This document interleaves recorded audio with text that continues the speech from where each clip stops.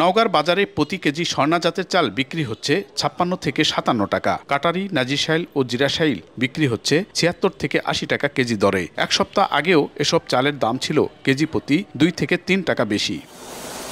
সেপ্টেম্বরের শুরুতে সরকার ওএমএস এর মাধ্যমে চাল বিক্রি শুরু করে। দুর্গাপূজা শেষে আবারও শুরু হয়েছে ভারত থেকে চাল আমদানি। এ কারণে মিলাররা মজুদ চাল কম দামে বিক্রি করছে বলে জানান ব্যবসায়ীরা। প্রত্যেকটা চাল প্রকারভেদে 1 থেকে 2 টাকা কেজি প্রতি কমেছে। ইন্ডিয়ান চাল, এলসি চাল আসার পর থেকে চালের বাজার একটু স্থিতিশীলের মধ্যে আছে। সব চালের দামই একটু ভাবের মধ্যে আছে। তবে ক্রেতারা বলছেন যে হারে চালের দাম বাড়ানো হয়েছে সে হারে কমছে না। চালের দাম বেশি, এই দাম আমাদের পোষায় না। চালের দাম আরো কমা দরকার। চাল কিনলে তরকারি কম হবে, তরকারি নিবে গেলে চাল হবে। নওগাঁর পাইকারি মোকাম থেকে প্রতিদিন 100-র বেশি ট্রাকে করে দেশের বিভিন্ন এলাকায় চাল সরবরাহ করা হয়।